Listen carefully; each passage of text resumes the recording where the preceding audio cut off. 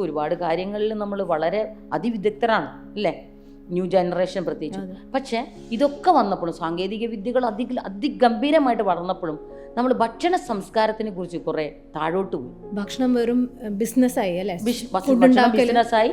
ഭക്ഷണം കഴിക്കുന്നതിൽ നമ്മൾ ചിന്തയില്ലാത്തവരായി അല്ലേ, എന്ത് കഴിക്കണം, ഏത് നേരത്തെ കഴിക്കണം, എങ്ങനെ കഴിക്കണം എന്നുള്ളതിൽ നിന്നൊക്കെ നമ്മൾ മാറ്റം വരുത്തി.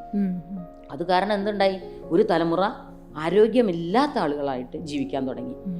നമ്മൾ 100 പേരെടുത്താൽ 99 പേരും പല്ലിന് അസുഖമുള്ളവരാണല്ലേ, എക്സാമ്പിൾ. ബാക്കിയുള്ളൊക്കെ അസുഖം പോട്ടെ, 100 പേരെടുത്താൽ പല്ലിന് ഹോൾസ് ഇല്ലാത്ത ഒറ്റ ആളില്ല, പറ്റില്ല ഓട്ടയടയ്ക്കാത്ത ഒരാൾ പോലും കാണാൻ പറ്റില്ല 100 പേരെടുത്താൽ. അതുപോലെ തന്നെ 1000 പേരെടുത്താൽ 800 പേരും ഷുഗറും പ്രഷറോ കൊളസ്ട്രോളോ ഇതിൽ ഏതെങ്കിലും ഒന്ന് ഇല്ലാത്തവർ ആയിട്ടില്ല. ഒരു 40-നും 50-നും അല്ലെങ്കിൽ 30-നും 40-നും ഇടയ്ക്കുള്ള ജനറേഷൻ എടുത്തു നോക്കിയാൽ എല്ലാവരും രോഗിയാണ്. അവർ ബാക്കി എല്ലാ കാര്യത്തിലും, മോഡേൺ ഡ്രസ്സുകളുടെ കാര്യത്തിലാണെങ്കിലും അല്ലെങ്കിൽ ലൂയിസ് ഫിലിപ്പോ പീറ്റർ ഇംഗ്ലണ്ടൊക്കെ അവരിടുക, പക്ഷെ അവരുടെ ഭക്ഷണ കാര്യത്തിൽ അവരിപ്പോഴും ബോധവാന്മാരല്ല. അത് നടക്കാത്തിടത്തോളം കാലം ഇനി ഒരു ആരോഗ്യമുള്ള തലമുറയെ നമുക്ക് പ്രതീക്ഷിക്കുക വേണ്ട.